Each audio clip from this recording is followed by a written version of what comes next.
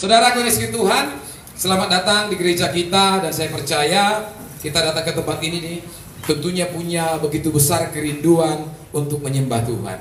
Ya, punya kerinduan yang begitu mendalam untuk ketemu dengan Yesus. Sebab Bapa di dalam rumahnya Allah kita itu bersemayam dan bertahta. Yang setuju katakan amin. Berikan tepuk tangan bagi Allah kita. Nah, saudara kasih Tuhan, selalu saya katakan kepada jemaat di tempat ini, apapun keadaanmu hari-hari ini, apapun yang kau alami, tetap bersukacita. Katakan tetap bersukacita. Salam kiri kanan, katakan aku bersukacita.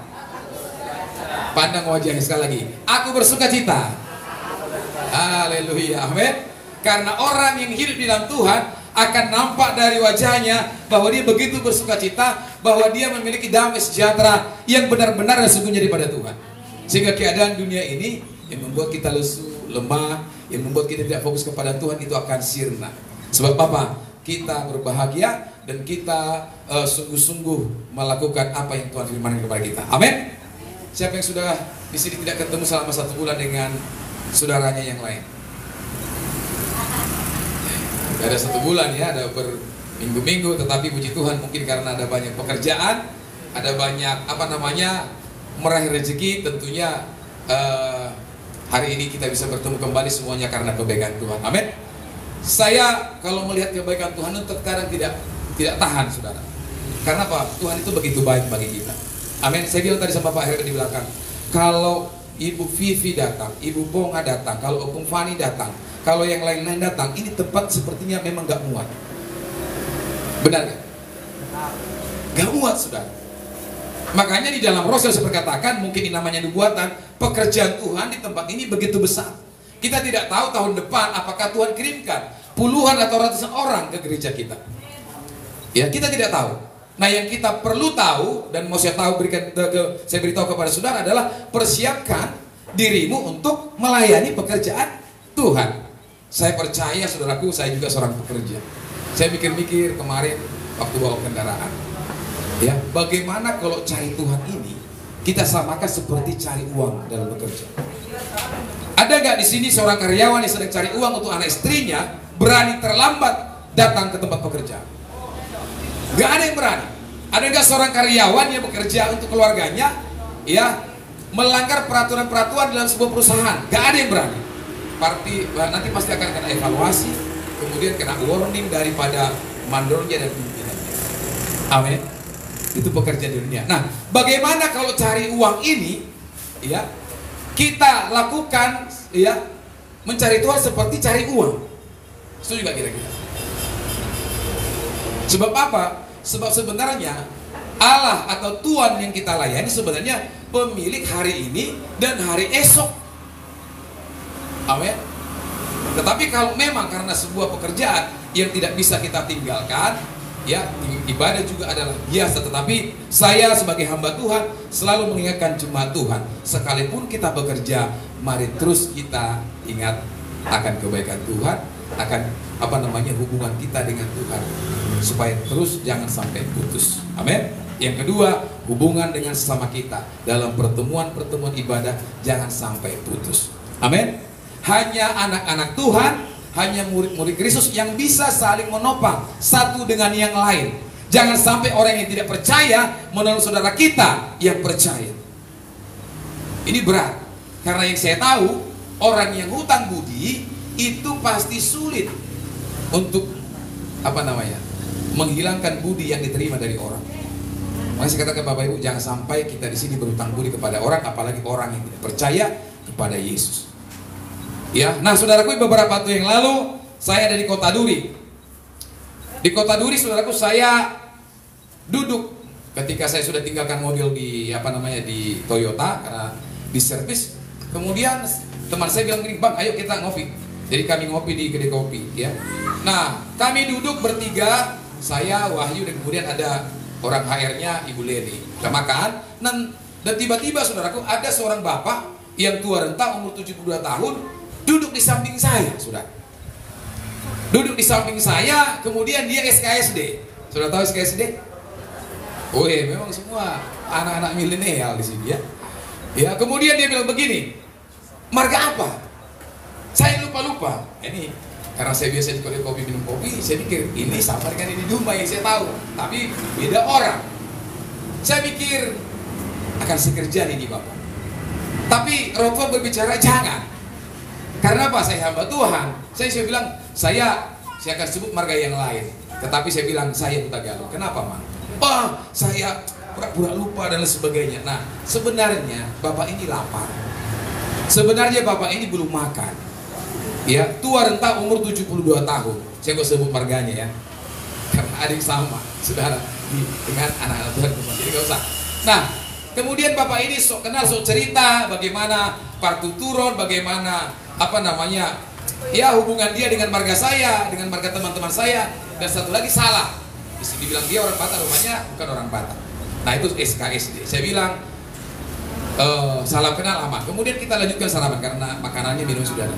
Saya makan tanpa perintah kita, saudaraku, tanpa permintaan kita kepada orang. Kan dia minta sendiri. Dia minta tuh mie, dia minta tuh kopi. Saya mikir pasti akan dibebankan ke kami bertiga. Ya, tapi nggak apa-apa, yang penting dia makan. Cuma yang saya sedih setelah selesai sarapan ini, saudara, saya coba tanya-tanya. Dia adalah orang Batak yang menyalibkan Yesus kedua kali.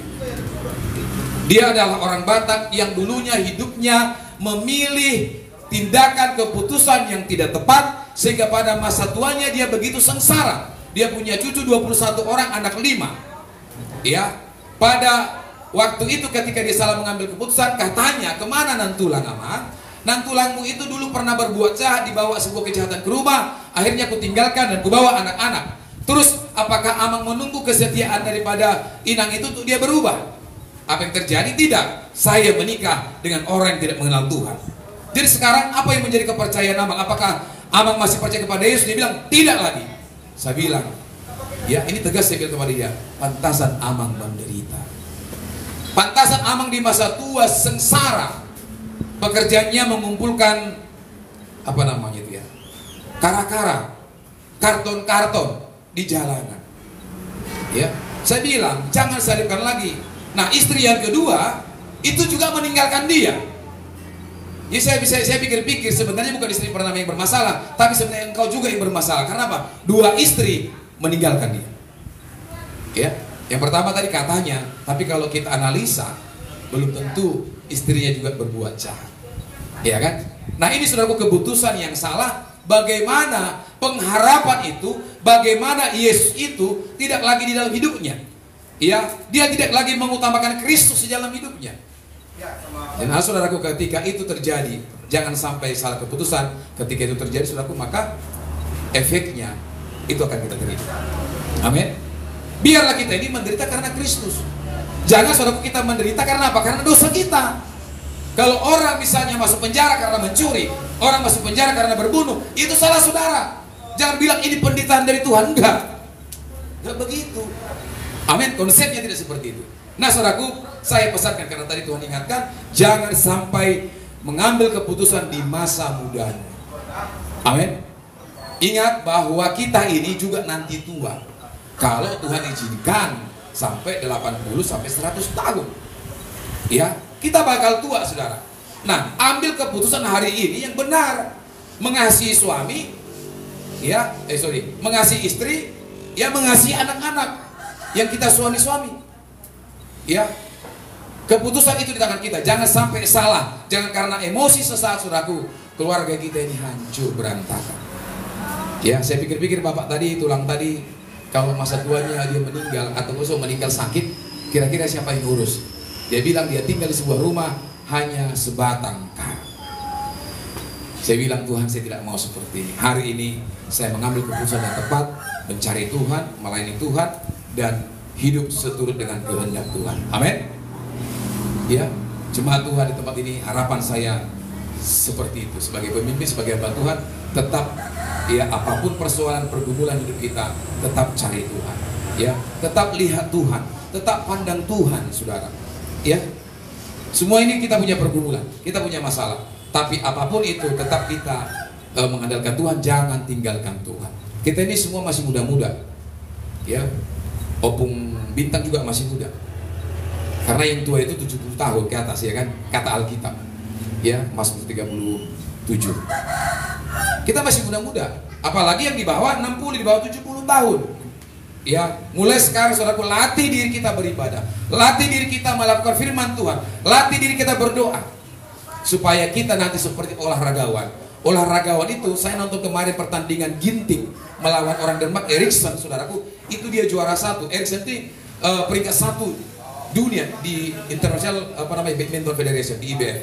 Tapi bisa dia kalahkan karena apa? Lihat, latihan ginting itu setiap hari dari porsi tubuh. Berbeda dengan Eriksen yang tingginya hampir 2 meter. Ya, ginting itu hanya 1 meter berapa? 60, 1 meter 65 kalau nggak salah. Tapi bisa mengalahkan yang tinggi. Ini bisa terjadi karena apa? Dia benar-benar latihan sungguh-sungguh. Kalau kita semuanya melatih diri kita beribadah, amin saudara, saya percaya kota Dumai diguncang. Ada 3 orang. Saya percaya kota Dumai akan dilawat oleh Tuhan. Saya percaya lewat pelayanan kita ada banyak mujizat yang terjadi. Amin. Haleluya. Tepuk tangan bagi Tuhan. Baik saudaraku, kita akan masuk dalam firman Tuhan pagi hari ini yang saya ambil dari Kolose pasal 1 ayat 15 sampai ayat yang ke-23, saudara. Ke firman-Nya Tuhan dulu, Ibu operator. Ya, nanti baru materinya. Perikopnya di sana adalah keutamaan Kristus. Kolose pasal 1 ayat 15 sampai ayat 25. Yang sudah ketemu katakan belum. Yang sudah ketemu katakan belum semua. Yang sudah ketemu katakan amin. Baik saudaraku, saya akan baca di ayat yang 15 atau yang ganjil. Saudara semua nanti bicara membacanya di ayat yang genap. Mari bangkit berdiri, kita baca firman Tuhan. Ya, kalau nggak bawa kitab boleh nanti dilihat di layar di monitor yang sudah disediakan oleh hamba Tuhan di gereja kita. Ayat 15. Perikopnya keutamaan Kristus. Ia adalah gambar Allah yang tidak kelihatan, yang sulung, lebih utama dari segala yang diciptakan.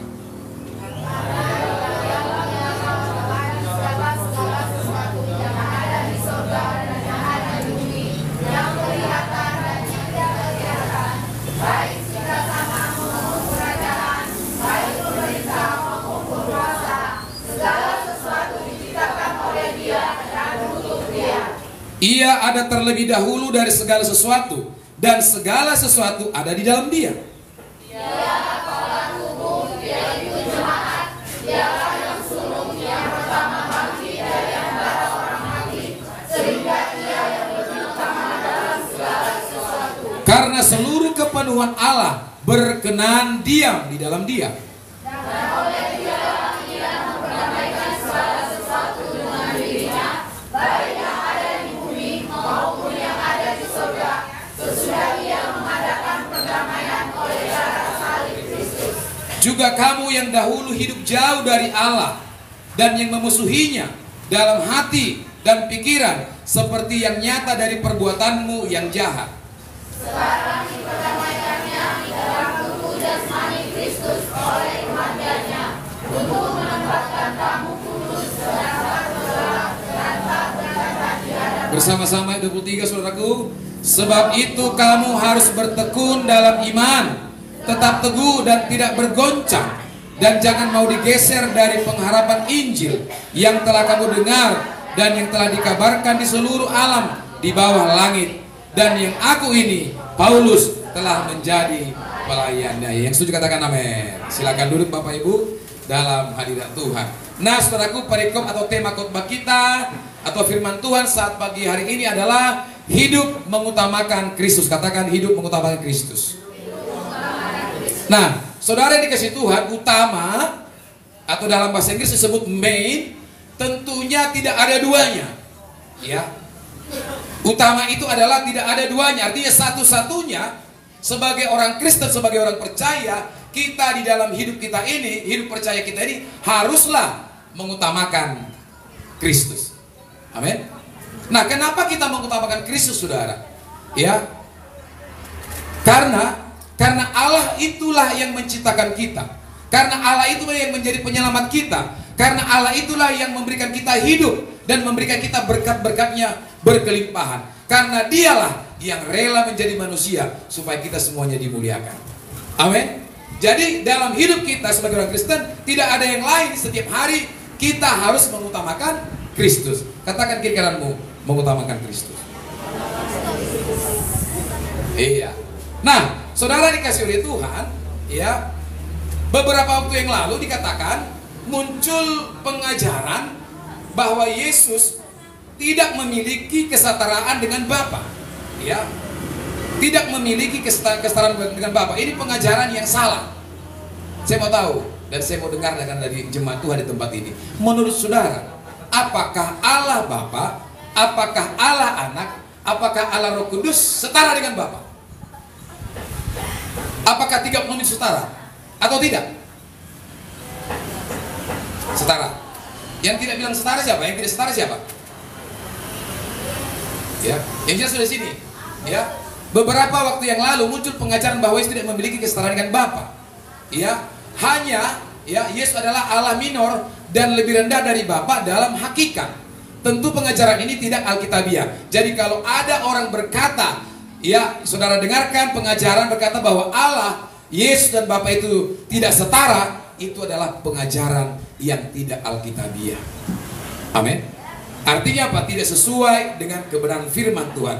Sebab di dalam kitab Kolose tadi kita sudah baca bahwa Allah itu ada sebelum dunia dijadikan, dan seluruh kepenuhan Allah ada di dalam diri Yesus, saudara.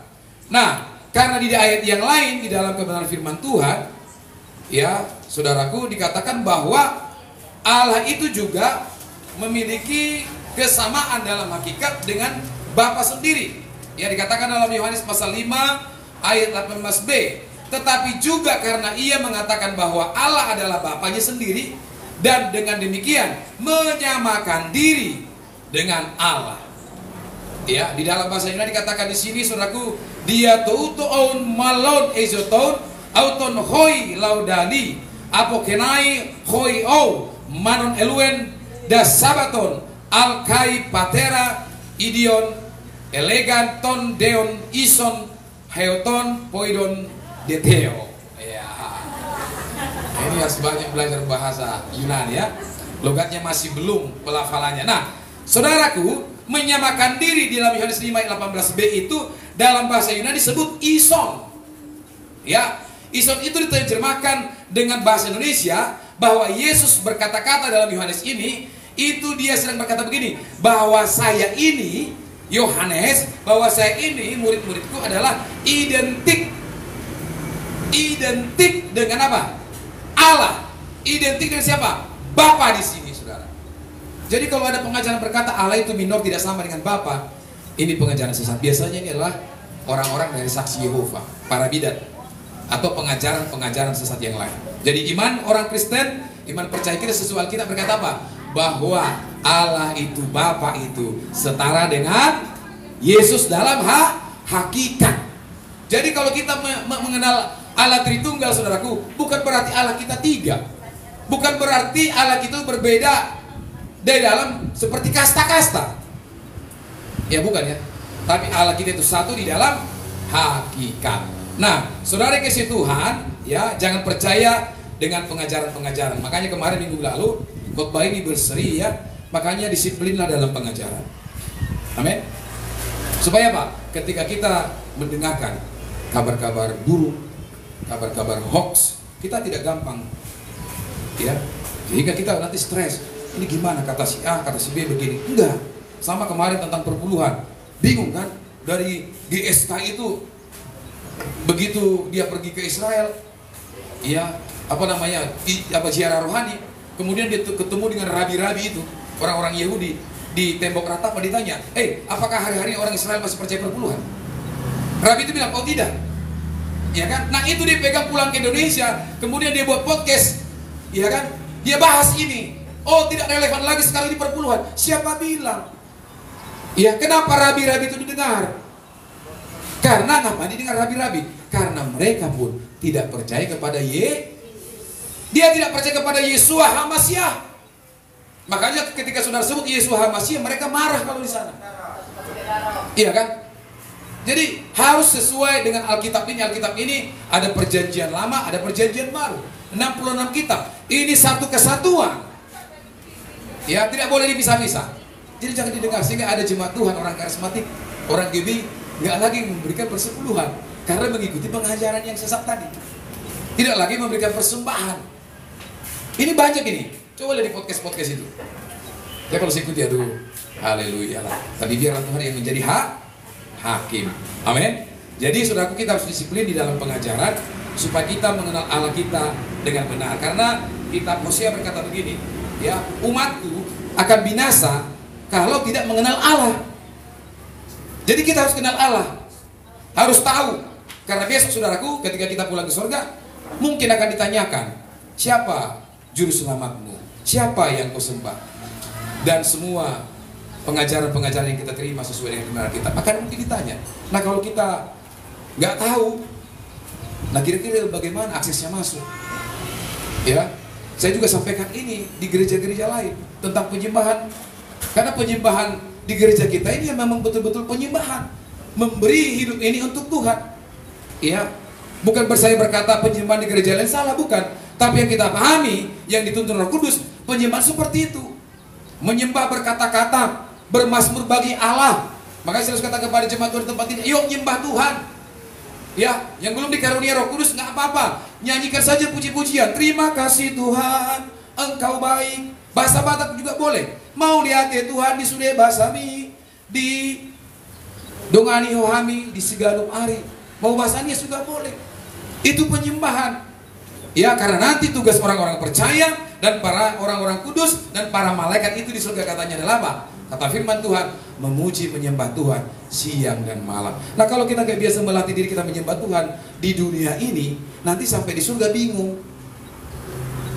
Ya, udah nyampe di surga, ditanya sama si Mikael, malaikat, kenapa Amang gak bisa nyembah? Lah, bela diri pula di surga kan? Gak pernah diajarkan Pak Utagalu, gak pernah diajarkan oleh hamba Tuhan di GB Hope, iya, Pospe Soekarno-Hatta. Jangan. Makanya sekarang kita latih diri kita menyembah Tuhan. Ya, saya ini dulu saudaraku nggak bisa nyanyi, saya ini nggak bisa main gitar, nggak bisa nyanyi pujian, tapi apa? Saya mau gitu loh. Amin. Fals suaranya nggak apa-apa, nanti akan dibetulin Roh Kudus. Ya, lari mungkin musik nggak apa-apa. Tuhan melihat hati, tapi jangan fals terus. Masa dari kejadian sampai wahyu fals terus? Kan nggak mungkin. Ya kan? Artinya ada dedikasi, ada usaha yang kita lakukan untuk bagaimana penyembahan itu indah di hadapan Tuhan. Katakan indah. Bagaimana alunan keyboard ini saudaraku, apa namanya itu, kunci-kuncinya ya itu tersusun rapi, kemudian didengar banyak orang, dia dilawat. Kenapa? Saya ini terpanggil ke karismatik karena puji-pujian. Saya dulu tahun 98, 99 itu gak pernah gereja di rumah ini, pertengahan 99. Hari Minggu ya, saya kerja ngecat rumah. Di depan rumah tuh gereja Pentakosta, saudara. Lagunya lagu Marolok Olok. Beatnya lumayan enak, didangdutin, saudara. Lagu itu adalah lagu di buku Ende. Saya setiap hari dulu waktu Napo Sebelum saya nyanyikan. Tapi saat itu ketika itu dinyanyikan dengan versi dan lirik yang lain dan style yang lain, ada gerakan Roh Allah bekerja di diriku. Sambil ngecat saya goyang-goyang, hampir jatuh naikkan tangga. Puji Tuhan tidak jatuh. Amin. Nah saya terpanggil di situ. Ini gereja apa tuh? Kok bisa dia begini-begini nyanyi kan? Kok bisa angkat tangan ya? Saya datang pertama sekali di gereja itu. Ya, tiba-tiba hadir apa yang terjadi? Saya bingung karena saya tidak pernah diajarkan bertepuk tangan dalam gereja. Saya bingung. Jadi tangan sekali nggak bisa ketemu. Ibarat 1,5 ton, sebelah kanannya 1 ton, nggak bisa ketemu, saudara. Tapi apa yang terjadi? Saya jugulhon. Minggu besoknya saya datang lagi. Minggu depannya saya lihat orang ketika berdoa tiap. Saya dengar pengakuan dosa. Lah saya yang banyak dosa juga, kalau ngaku dosa di situ didengar. Saya kenal di samping saya. Nanti dia bohongin ke orang. Karena baru tadi saya mencuri uang. Saya mulai tiarap, pura-pura itu berdoa. Begitu kan? Masih kepura-puraan. Tapi kan Allah tahu hati kita. Minggu besoknya lagi saya datang. Sampai saya bisa terima Roh Kudus di situ. Jadi saya ini dibaptis roh dulu daripada air. Ya, baptis selam setelah baptis roh. Saya baptis selam sistem mau nikah sama dia, sama ibu. Ya. Nah itu karya Roh Kudus. Saya tidak bisa jelaskan itu kepada saudara. Suka-sukanya Tuhan. Tapi tidak menghilangkan hakikat yang diberikan Tuhan dalam firman Tuhan. Nah saya datang saudaraku. Kemudian dikasih tugas apa? Layani sekolah minggu. Apa yang terjadi? saya waktu di kampung nggak pernah melayani sekolah minggu, disuruh tiba-tiba melayani sekolah minggu. Kira-kira kalau itu jadi saudara gimana? Pasti zaman sekarang, Bapak aja lah. Pak, besok saya ganti dengan Pak ini ya, karena Pak saya belum pernah bisa. Saya nggak bisa, ya kan begitu. Nah saya katakan begitu. Siap Pak Pendeta, waktu itu almarhum Bapak Pendetanya. Saya ngajar sekolah minggu. Akhirnya apa? Tuhan pakai saya buat waktu itu Natal sekolah minggu itu dahsyat. Ya, baru itu pertama sekali. Akhirnya saya dijadwalan sekolah minggu ke sektor sana, sektor ini. Sampai akhirnya juga dikasih kepercayaan sebagai apa? Pemain drum di gereja. Nah, di kampus saya tahu main drum? Enggak. Di kampus saya tahu main gitar? Enggak. Ada teman saya Marga Pandiangan. Dialah yang ajarkan saya gitar, kunci-kuncinya. Sampai hari ini saya lupa namanya. Dia seorang mantri waktu itu PKL di rumah ini. Saya lupa namanya, saya cari di Facebook, kontak-kontaknya nggak ada. Saya utang budi sama dia. Dia orang karismatik juga. Dia anak itu pelucu, ganteng, cuma tingginya seperti tinggi saya. Ya kan? Nah, karena apa? Karena kita mau, saudara. Nah, jadi anak-anak Tuhan di tempat ini, kita harus mengutamakan Kristus. Yang pertama dikatakan di sana adalah karena Kristus adalah apa, saudara? Pencipta. Nah, kalau ada orang berkata Kristus tidak sama seperti Bapa, ayat ini nggak berlaku. Amin. Nggak berlaku kan? Karena tidak sama. Tetapi kita percaya Allah itu, Yesus itu identik dan setara dengan Bapanya. Nah, ayat 15 dan ayat 16 saya baca kepada saudara, silakan diikuti. Ia adalah gambar Allah yang tidak kelihatan, yang sulung, lebih utama dari segala yang diciptakan. 16, karena di dalam dialah, maksudnya Yesus, telah diciptakan segala sesuatu yang ada di sorga dan yang ada di bumi, yang kelihatan dan yang tidak kelihatan, baik singgasana maupun kerajaan, baik pemerintah maupun penguasa. Segala sesuatu diciptakan apa? Oleh Dia dan untuk Dia. Nah, kenapa kita mengutamakan Kristus? Karena Yesus yang menciptakan kita. Karena Dia yang meng-create kita. Saudara tahu ketika Yesus meng-create Adam, Dia ambil tanah, Dia mulai bentuk seperti bentuknya, ya, seperti dirinya. Ketika itu tanah sudah selesai, maka apa? Dihembuskanlah nafas kehidupan. Apa yang terjadi? Yang tadinya tanah itu menjadi hidup, dan dia menjadi daging, saudara. Siapa yang menghembuskan? Allah Bapa, yang merupakan gambaran daripada Kristus Yesus di dalam daging. Artinya apa? Ketika Allah menghembuskan, ya, nafasnya kepada tanah itu berbicara tentang sebuah kehidupan. Amin. Nah, kita ini ciptaan, saudara. Katakan, saya ciptaan. Saya dilahirkan. Ya, memang hanya satu manusia yang diciptakan Tuhan dari dulu sampai sekarang, hanya Adam. Tapi kita bukan lagi namanya diciptakan, tetapi kita itu dilahirkan. Artinya apa? Turun dari Adam. Kalau nenek moyang kita berasal daripada tanah, ya kita sama seperti dia. Kita juga merupakan daging yang sama seperti Adam. Amin. Nah, jadi karena Kristuslah kita mengutamakan Dia, karena Dia yang menciptakan kita. Nah, Yesus Kristus bukan ciptaan seperti yang dituduh bidat-bidat atau saksi-saksi Yehova atau juga ajaran lainnya. Sebaliknya Dia adalah pencipta kita. Jadi Yesus bukanlah ciptaan, ya, seperti yang dituduhkan. Jadi kalau misalnya Yesus diciptakan, kira-kira siapa penciptanya? Ya, Allah Bapa. Nah, ini bisa berbeda. Makanya saksi-saksi Yehova, dia percaya Yesus tapi tidak terima Dia sebagai Tuhan. Mereka mengaku percaya bahwa Yesus itu diciptakan siapa aja? Allah Bapa, dengan memakai rahim Maria. Enggak. Yesus Kristus bukan ciptaan, tetapi Dia adalah sebaliknya pencipta. Seperti yang dikatakan oleh Kolose pasal 1 ayat 15 sampai 16. Karena di dalam Dialah telah diciptakan segala sesuatu yang ada di surga dan yang di bumi, yang kelihatan dan yang tidak kelihatan. Ini para malaikat dan alam roh, saudara. Semuanya diciptakan di dalam Kristus Yesus. Sebab Dia adalah pencipta kita. Amin. Nah, kalau kita percaya kita yang diciptakan oleh Yesus, kita dilahirkan dari Adam dan Hawa, saudaraku, maka ciptaan itu harus manut, harus taat, harus mengutamakan pencipta. Sama seperti robot, saudara. Robot itu kan ada yang meng-create, ada yang menciptakan. Ya, kira-kira walaupun pernah terjadi mungkin di film-film, tapi robot itu pasti akan melakukan apa yang sudah diinstruksikan oleh penciptanya atau operatornya. Dia akan meleset dari situ. Amin. Nah, makanya kita ini adalah ciptaan Tuhan. Kita ini hamba-hamba Tuhan. Maka sudah selayaknya kita mengutamakan Kristus. Ya, next.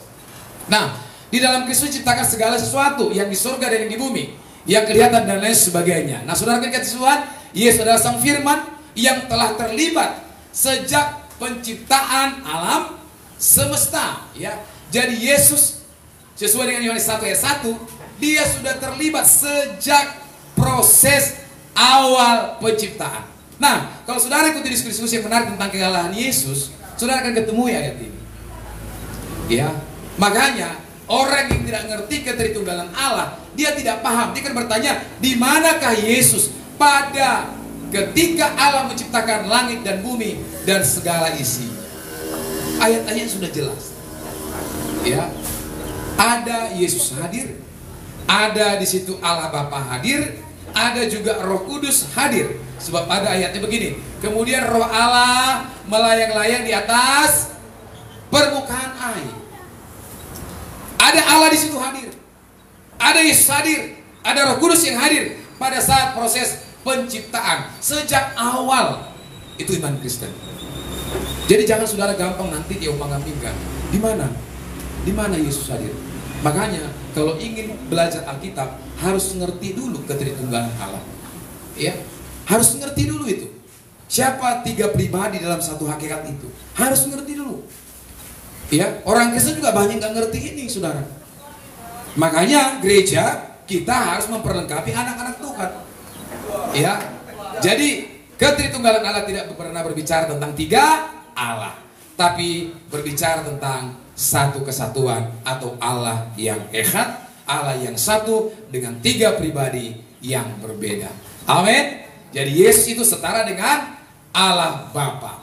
Dia pribadi yang harus ditamakan karena dia adalah Sang Pencipta kita. Nah, kalau kita percaya bukan Zeus, tahu Zeus, sekarang juga ada dewa Zeus. Kasih apa angpau, ya kan? Tahu Zeus? Teman-teman saya banyak main ini, saudara, ya. Apa namanya itu, skater itu ya. Ada dewa Zeus datang kasih, bukan itu maksudnya. Ya. Tapi ini adalah Yesus yang menciptakan kita. Jadi kita harus mengutamakan Dia. Kalau kita percaya Dia pencipta kita, utamakanlah Dia mulai dari kita bangun pagi. Amin. Bangun pagi doanya itu gak terlalu panjang-panjang, saudara. Tapi bagaimana kita mengutamakan Kristus mulai dari awal pagi kita bangun. Bilang sama Tuhan, terima kasih Tuhan. Seperti lagu ini kita, semalam telah berlalu, ku memuji, ku bersyukur. Udah, doa, Tuhan terima kasih hari ini aku mengucap syukur. Sebab Tuhan baik, Tuhan sertai kami dalam tidur kami aman dalam perlindungan-Mu sepanjang hari ini, kami melakukan aktivitas kami, Tuhan berkati kami. Bagi Tuhan segala kemuliaan. Utamakan Tuhan dalam pekerjaan. Artinya apa? Melakukan pekerjaan itu dengan benar. Ya, orang yang diciptakan oleh Tuhan Yesus jangan menjadi pembangkang dalam perusahaan atau melawan peraturan-peraturan perusahaan. Tapi lakukanlah segala pekerjaan itu seperti untuk Tuhan, kata Kolose, supaya kita diberkati. Dan saya lakukan ini, amin. Tapi sakit. Ini saya mau cerita tentang sebuah berkat yang saya terima dari sebuah pekerjaan. Mungkin orang lain, saya ini pernah jadi stokar trailer yang 22 itu roda bannya, saya pernah. Saya pernah jadi supirnya itu, saudara. Iya. Tapi tidak lama. Tak, karena apa, saudaraku? Saya pribadi walaupun tidak paham betul Alkitab waktu itu, saya hanya bisa melakukan pekerjaan itu ya begitu, apa namanya, tulus saja gitu. Saya lakukan apa yang diperintahkan, saya lakukan, saya buat. Nah, yang namanya atasan yang baik itu kan akan menilai. Ya. Penilaiannya itu benar. Dan saya juga dulu, saudaraku, selalu mendoakan pimpinan-pimpinan saya. Jadi yang karyawan di sini, doakan pimpinan. Yang kita karyawan, doakan perusahaan. Doakan teman-teman kerja dan lakukan pekerjaan kita seperti Tuhan. Pada waktunya Tuhan angkat kita, saudara. Saya memang tidak pemilik, tetapi saya bergelar MBA. Saya ini banyak menikmati berkat Allah. Ya kan, kendaraan saya pakai, saya tidak bayar minyaknya. Kendaraan saya pakai, saya tidak pakai bayar pajaknya. Nyuci aja itu bukan uang saya. Karena apa? Kita lakukan seperti itu Tuhan. Dan tentunya ada impact-nya, saudaraku. Ada berkatnya dengan apa? Yang kita lakukan tadi. Kalau kita mengutamakan Kristus dalam pekerjaan kita. Amin. Jadi supaya kita menjadi berkat di tempat kita bekerja, utamakan Tuhan di tempat pekerjaan. Utamakan Tuhan dalam keluargamu. Utamakan Tuhan dimanapun kita berada. Tuhan pasti angkat kita. Tuhan akan promosikan kita, saudara. Jangan seperti teman saya kemarin. Pak, ada pekerjaan, ada. Ya, apa di sivil? Pak, nggak bisa saya. Ada piping. Dia sudah makan gak makan, tapi milih kerjaan, saudara. Ini namanya kan kurang asam. Iya kan? Nah, karena sudah di-accept, tidak ditolak lagi. Artinya Anda nanti akan dibimbing. Karena kamu belum bekerja dengan istrimu, yuk kemari. Tapi dia bilang, saya kan ahlinya piping. Ini orang nggak ngerti, saudara. Ya, saya ini dari kampung. Ya, sekolah nggak tinggi-tinggi amat, S3 doang, saudara. SD, SMP, SMA maksudnya ya. Tapi saya lihat bagaimana Allah mempromosikan saya. Saya lihat bagaimana Tuhan mengangkat saya, saudara. Ya, penderitaan ada, masalah ada, ujian ada, pernah nganggur 9 bulan, saudara. Tapi saya tidak lari daripada kebenaran firman Tuhan. Saya tetap layani Tuhan. Apapun resikonya, apapun masalahnya, saya tetap layani Tuhan. Apapun keadaannya pekerjaan, tetap layani Tuhan. Jangan kita seperti bebek, saudara. Baru dipukul, ributnya bukan main. Iya kan? Kita taat saja, kita utamakan Tuhan dalam segala hal. Pasti Tuhan akan angkat kita, promosikan kita. Bagi teman-teman yang kerja, sakit kerja hilang, berat bu kerja, berat. Mana lebih berat kerja sekarang daripada nganggur? Halo? Hah? Berat nganggur. Artinya apa? Kerjaan sekarang yang Tuhan berikan syukuri. Walhamdulillah, syukuri. Bilang Tuhan, hari aku terima kasih buat pekerjaan ini. Tapi saya tidak mau stop dalam pekerjaan ini. Kalau saya layani Tuhan, Tuhan akan angkat saya dan promosikan saya. Ngomong aja, kapan? Biar Tuhan yang tentukan. Kalaupun belum terjadi, jangan salahkan Tuhan. Ya kan? Karena Tuhan pasti akan memberikan yang terbaik bagi kita. Amin. Amin. Saya 9 bulan nganggur sakit. Ya. Sampai ke kedai kopi pun aku tak berani. Kita ini, saudaraku, di dunia ini itu bukan hal yang bohong. Bapak ibu dihargai orang karena kerja. Benar gak kira-kira? Coba nganggur, gak usah teman minum kopi. Ibu-ibu, bapak-bapak ke kedai, ya ngutang di sana untuk beli telur, kira-kira dikasih nggak? Dia tahu kita nggak kerja, nggak akan dikasih. Amin. Saya mengingatkan saudara, mungkin hidupmu sedang bersungut-sungut sekarang karena pekerjaan. Ya, syukuri apa yang ada. Amin. Terus muliakan Tuhan dengan hartamu. Sakit amang sidi tonga ke siningsing? Sakit ya? Berat ya kan? Enggak ya? Karena ada cinta pertama dan cinta terakhir dan buah kasih yang dia lihat. Nah itu.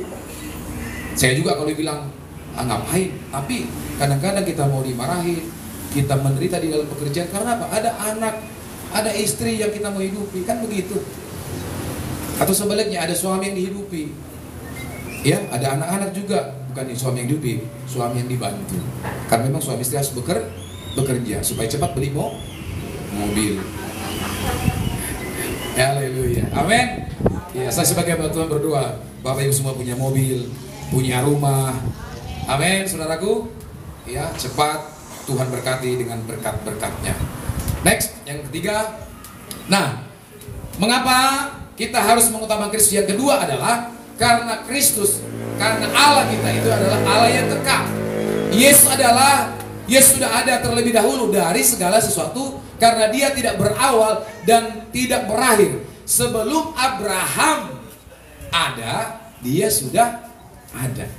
Sebelum Adam ada, Dia sudah ada. Nah, Allah kita itu Allah yang kekal. Kitab Wahyu berkata gini, aku adalah Alfa dan Omega, yang awal dan yang akhir. Nah, artinya apa? Allah kita itu tidak berawal, Allah kita tidak pernah berakhir. Dia kekal selama-lamanya. Bahkan dia ada di sana di surga kemuliaan, menanti-nantikan orang-orang percaya di dalam kekekalannya. Jadi sebelum Abraham ada, Kristus sudah ada. Hanya pada waktu itu nama Yesus belum dikenal karena belum turun, ya, belum hadir, ya, dalam rupa manusia Yesus. Amin. Amin, saudara. Nah, dia adalah Allah sendiri. Next. Nah, hal itu membuktikan kekekalan Yesus. Dia kekal dalam keilahian dan ketuhanannya. Ya, maksudnya apa nih, saudara? Hal itu membuktikan kekekalan Yesus. Dia kekal dalam keilahian, ya, dalam keilahian, ketuhanannya, dan ini sekaligus membuktikan bahwa Dia adalah Tuhan. Allah kita itu kekal. Alkitab mencatat dari Kejadian sampai Wahyu, Allah kita itu tidak pernah mati. Allah kita itu pernah mati secara manusia saja. Ya. Kenapa dia mati? Karena dia manusia. Dan hakikat manusia itu memang ada kesudahannya, tidak kekekalan. Jadi itu harus digenapi untuk membuktikan kekekalan dia sebagai Allah dengan hidup kembali di hari yang ketiga. Kemudian disaksikan, catat ini, disaksikan banyak orang naik ke surga. Nah, saudaraku, saya membaca ini begitu bangga dengan Yesus. Begitu bangga juga dengan orang-orang Israel. Begitu bangga juga dengan orang-orang Kristen. Sebab saya lihat di dunia ini hampir tidak ada orang yang percaya kepada kekekalan Yesus adalah teroris. Hampir tidak ada.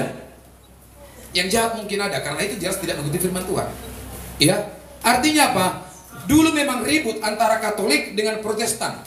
Tetapi di abad yang ke-15, yang 15, mereka sepakat, ya, Katolik Kristen ini pendiri-pendirinya untuk berdamai bahwa Yesus satu-satunya Allah. Ya, walaupun berbagai dogma, mungkin ada perbedaan kitab, tetapi mereka sepakat apa? Dengan damai sejahtera Allah, dengan Yesus yang turun ke bumi ini membawa damai. Amin. Jadi sekarang ini banyak contoh orang-orang Kristen. Ya, kemudian disaksikan oleh orang-orang yang tidak mengenal Tuhan. Saya bangga dengan orang Kristen. Tidak ada lagi pertempuran peperangan dulu sekarang ini. Sebab apa? Sebab mereka sudah sepakat di awal-awal. Amin. Ya, bahwa Allah itulah sumber damai. Nah, dia membuktikan dia Tuhan. Nah, saudaraku, satu-satunya bukti yang kita rindukan, ya, ke depan adalah dia datang Maranatha. Amin. Dia datang untuk kedua kalinya. Tinggal itu, saudara. Untuk apa? Menjemput orang-orang percaya. Kalau yang lain sudah, kita sudah melihat bagaimana mukjizat Tuhan. Kita sudah melihat bagaimana orang Israel keluar dari Mesir ditolong oleh Tuhan. Ada banyak ribuan mukjizat yang terjadi. Hari-hari ini juga orang-orang Israel kita sudah melihat. Coba hamba Tuhan yang ada di YouTube menyembuhkan banyak orang, yang kerasukan dilepaskan, yang sakit disembuhkan banyak. Ya, yang lemah dikuatkan. Itu sudah terjadi. Satu-satunya yang kita rindukan hari ini, Tuhan Yesus datang segera. Amin. Maranatha. Tapi semuanya harus digenapi. Semua makhluk di bumi ini harus mendengarkan tentang nama Yesus, baru dia turun sebagai mempelai pria surgawi. Kita mempelai wanita, persiapkan dirimu.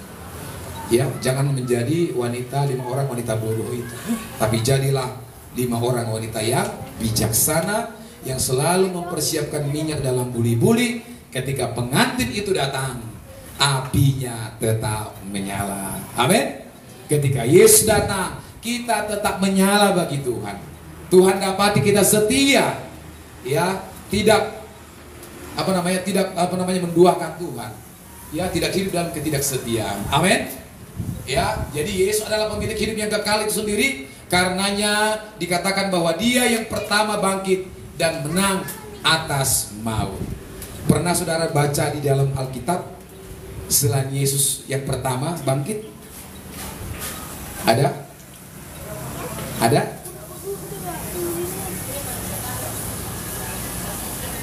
Ada? Nggak ada. Yang ada Lazarus yang pertama dibangkitkan oleh Yesus, tapi tidak ada manusia atau nabi atau murid Yesus yang mati bangkit sendiri. Gak ada. Gak ada kan? Ini jelas lah orang Kristen. Ada apa gak ada? Nah, gak ada, memang gak ada. Jangan bingung. Gak ada. Gak ada. Amin. Ya gak ada. Kalau Lazarus itu dibangkitkan Yesus. Tidak ada yang bangkit sendiri. Ya, amin. Harus jelas, harus tegas. Ya, next. Loh. Habis kita pulang. Bukan ya. Yang ketiga, mengapa kita mengutamakan Kristus adalah dalam hidup kita? Karena Kristus adalah penebus. Ayat 19 sampai ayat 22. Saya baca kembali saudaraku supaya lebih jelas lagi. Dikatakan di sini, karena seluruh kepenuhan Allah berkenan diam di dalam Yesus, dan oleh Yesus ia memperdamaikan segala sesuatu dengan dirinya, baik yang ada di bumi maupun yang ada di surga, sesudah ia mengadakan pendamaian oleh darah salib Kristus. Ya, jadi Allah itu penebus. Menebus Allah dengan menebus manusia dengan apa? Dengan darah yang mahal. Beberapa minggu lalu saya sudah tobatkan, darah yang menuntut pembalasan. Itu hanya darah Yesus. Amin. Tidak ada darah yang lain. Ya, hanya darah Yesus yang menuntut pembalasan dan mengadakan pendamaian kepada orang-orang yang percaya kepada Dia. Karena apa? Karena di dalam Dia seluruh kepenuhan Allah berkenan di dalam Yesus, dan Ia memperdamaikan kita dengan Bapa dengan jalan salib. Amin. Minggu lalu kita sudah sama-sama perjamuan kudus. Saya mau tanya kepada hamba Tuhan anak-anak tempat ini, selama saudara menerima perjamuan kudus, apa yang saudara pernah pikirkan? Coba direnungkan. Saudara, ketika kita menerima darah dan tubuh Kristus ketika perjamuan kudus, apa yang saudara alami? Kemudian ketika itu saudara pahami, apa yang saudara lakukan? Menghargai kematian itu, menghargai darah itu. Iya, sebab hanya Dia yang mau mati bagi orang yang banyak. Seorang bapak pun belum tentu mau mati bagi anaknya. Seorang ibu pun belum tentu mau mati untuk anaknya. Tapi Yesus satu-satunya Allah yang mau mati untuk banyak orang. Supaya apa? Dengan satu tujuan, supaya umat-umat kekasihnya ini tidak binasa, tidak masuk di dalam neraka yang kekal. Jadi adalah disebut nama jalan salib. Dia kucurkan darahnya, Dia tumpahkan darahnya, Dia dimahkotai duri, Dia ditusuk lambungnya, Dia dicambuk 39 kurang lebih saudaraku, sampai seluruh dagingnya itu dicabik-cabik. Ya, Dia mampu menjalani. Sebab apa? Karena Dia Allah. Amin. Orang Kristen belum berdarah-darah seperti Yesus, udah banyak yang lari dari Dia. Belum berdarah-darah. Ya, baru ujiannya itu tidak memiliki anak. Baru ujiannya itu suaminya belum dikasih kerjaan. Baru ujiannya itu diberikan penyakit yang sebenarnya bisa sembuh. Banyak tinggalkan Yesus kok. Banyak belum berdarah-darah. Tetapi bagi saudara dan saya, Dia rela mati. Dan kita ini disebut anak. Ya, karena Dia adalah Bapa kita, karena kita ini saudaraku ditebus dengan darah yang mahal. Saudaraku, status kita, status orang Kristen itu jauh di atas status para malaikat. Maksud saya begini, malaikat Bapak Ibu, kalau salah itu langsung dihukum. Amin, Inang? Pernah baca ayatnya? Langsung dihukum. Ketika Luciel, ketika malaikat yang cantik itu, pemimpin itu, puji-pujian itu jatuh dalam dosa, dia langsung dihukum. Makanya berubah namanya menjadi Lucifer. Sekarang dia menjadi malaikat yang memimpin para iblis. Ya kan? Nah, saudara dan saya buat dosa, Bapak Ibu buat dosa, Tuhan gak hukum. Dia datang, dia angkat saudara, mari anak. Dia peluk saudara, dia dekap, dia ganti bajumu, dia kasih kasurmu, dia bilang sama pembantunya, potong ini lembu tambun, anakku sudah kembali. Itu Bapak, itu saudara. Amin. Kalau malaikat berdosa, dibuang, dihukum. Makanya saya berani katakan, status kita sebagai anak Tuhan jauh lebih tinggi dari status para malaikat. Yang setuju katakan amin. Ya? Malaikat berdosa, hukum. Saudara dan saya berdosa, Tuhan datang. Dia angkat dari lumpur dosa, dia peluk kita, dia ganti seluruh hidup kita menjadi ciptaan yang baru. Tepuk tangan bagi Tuhan. Ya, dan satu-satunya Allah yang berani turun tangan dari singgasananya ke dunia hanya Yesus. Katakan Yesus. Amin. Nah, melalui karya salibnya, Yesus Kristus mengadakan pendamaian antara Allah dan manusia yang semula bermusuhan dengan dosa. Saudara tahu Taurat, bagaimana bangsa Israel, orang Yahudi berjuang untuk masuk dalam surga, berjuang untuk apa? Menyenangkan hati Allah, berjuang melakukan yang benar, tetapi itu semua gagal. Karena apa? Dengan kekuatan kita Bapak Ibu, ya, kita tidak sanggup untuk melakukan kebenaran. Dengan kekuatan kita Bapak Ibu, kita tidak akan sanggup melakukan kebaktian kebangunan rohani di 25 November besok. Ya, hamba Tuhan, anak-anak Tuhan di tempat ini setiap Rabu, setiap pagi di rumah masing-masing berdoa untuk acara ini. Bagaimana ini menjadi berkat bagi banyak orang di kota Dumai. Kita starting awal di semua gereja Natal tahun ini. Amin. Kita berdoa bahwa ballroom itu tersedia untuk kita.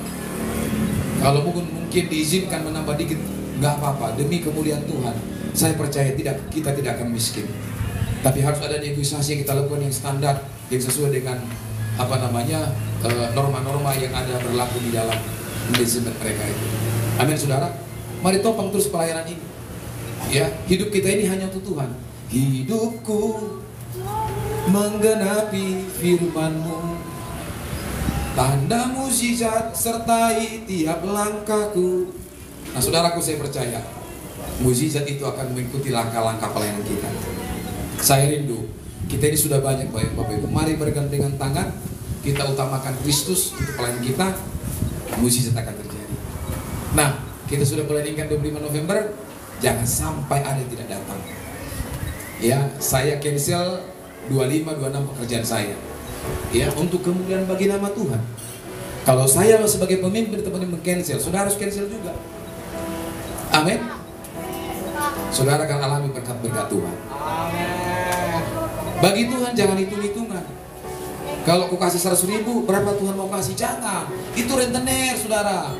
Ada rentenir di sini. Iya, bagi kita enggak. Jangan ke 100.000. Hidup ini pun kalau Tuhan minta, ini Tuhan, ini aku. Jangan seperti gereja lain, ini Tuhan, hidupku utus dia. Bukan gitu. Ini aku Tuhan, utus bukan ini aku Tuhan, utus dia. Bukan itu salah, itu belum bertobat itu. Amin saudara. Nah, yang ketiga tadi, bahwa Yesus adalah penebus kita. Dahulu kita terhitung sebagai orang-orang jahat di mata Tuhan. Ayat 21 tadi saya baca. Ya. Tetapi sekarang karena karya penebusan Yesus, kita kudus dan tak bercacat di matanya. Nah, ayat 21 ini dan di slide ini saudara, saya mau tegaskan kepada saudara. Dalam kita melayani Tuhan, jangan lagi ingat dosa-dosa yang kuperbuat. Kenapa saya katakan begitu? Karena Yesus pun berkata, aku tidak mengingat lagi dosa-dosamu. Yesus pencipta kita, Yesus adalah Allah kita yang tidak mengingat dosa lagi. Kenapa kita harus ingat dosa kita? Ya, yang Tuhan hapus dosa, ingat dosa kita sudah dihapus. Kok kita ingat-ingat lagi? Saya kadang-kadang dengan orang percaya, orang Kristen begitu. Di sini saya kenanya gitu. Ini orang kok nggak ngerti-ngerti ya? Iya. Maka saya katakan, saudaraku, terima Roh Kudus itu. Itulah yang memberikan pengertian. Ada orang melayani Tuhan, Pak, Bapak melayani, Bu melayani, Bro kamu melayani. Selalu bilang, aku tidak sanggup. Aku masih banyak dosa. Saya pikir, emang saya nggak berdosa? Halo? Iya, emang saya sanggup? Enggak. Yang lebih hebat dari saya itu banyak. Dan Bapak Ibu mungkin lebih hebat dari saya. Yang saya lakukan adalah saya mau. Amin.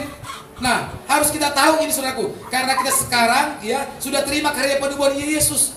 Tadi kita yang bercela, tadi kita yang salah, tadi yang berdosa dikuduskan. Makanya Bapak Ibu, kita di sini hari apa? Hari Sabtu Doa kan? Mari kita berdoa dan berpuasa. Nah, hari Minggu mau doa lagi, persiapan ibadah raya di sini lagi. Itu bukti bahwa kita sudah ditebus darah Yesus. Itu bukti bahwa kita adalah umat tebusan darah Yesus. Amin. Dan itu bukti bahwa kita tidak mampu. Hanya Yesus yang memampukan kita. Amin. Bapak Ibu, Tuhan mengenal hati. Tuhan tahu isi hati kita. Ya, jangan banyak meles dengan Tuhan. Dia tahu. Kenapa dia tahu? Dia ciptakan kau. Tuhan bilang dari kandung ibu kita pun, dia sudah kenal kita. Sebab dia yang menenun kita di kandungan ibu kita. Ya, itu kata Yeremia. Amin. Nah, karena sudah ditebus, kita terpanggil untuk melakukan segala hal yang berkenan di mata Tuhan dan hidup mengutamakan Dia. Amin. Hari ini siap mengutamakan Tuhan? Siap mengutamakan Tuhan? Haleluya. Ya. Kalian kita yang besar saudaraku, mari kita utamakan Tuhan dalam rumah tangga kita. Suami-suami, ya, utamakan Tuhan dalam keluargamu, dalam pekerjaanmu. Ibu-ibu juga begitu, utamakan Tuhan dalam keluarga. Anak-anak juga utamakan. Ketika suami, istri, keluarga, gereja, negara sama-sama mengutamakan Tuhan, saya kena percaya peperangan itu tidak ada, pertikaian itu tidak ada. Ya, air mata itu tidak ada. Kalau mungkin air mata adalah hanya air mata sukacita. Sebab apa? Sebab Tuhan begitu baik bagi kita. Bangkit berdiri, kita sembah Tuhan.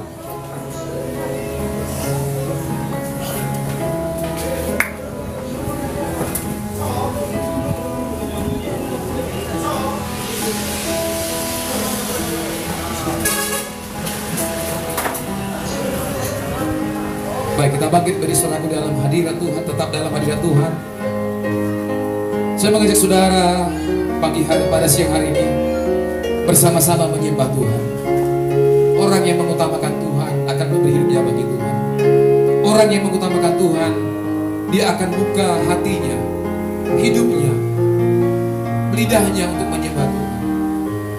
Mari kita saudaraku hari ini semua umat Tuhan di GBI Soekarno-Hatta berfokus kepada Tuhan.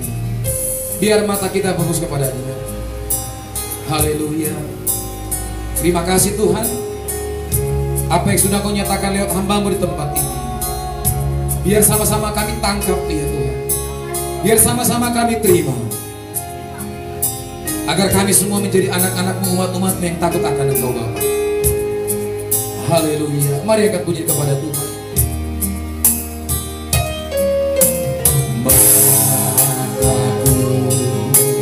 Tertuju padamu.